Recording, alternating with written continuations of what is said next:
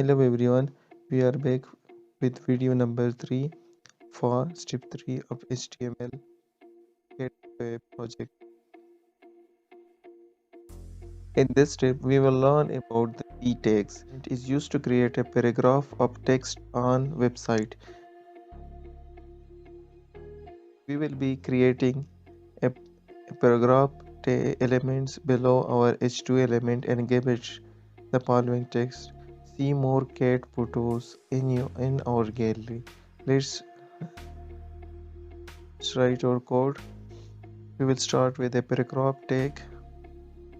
Now we will write see more cat photos in our gallery. We have learned that every element in HTML has an ending or closing tag.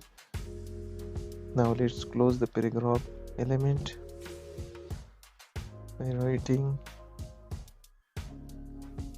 this.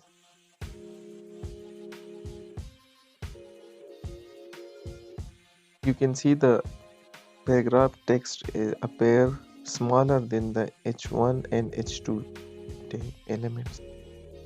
You can see we have an h1 element here, then h2, then now we have also create a p paragraph tag.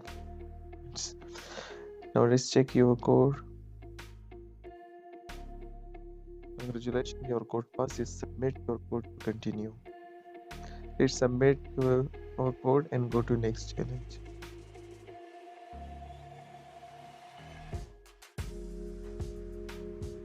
That's all for today's video. We will be back with another video. We will be back with step 4 in the next video.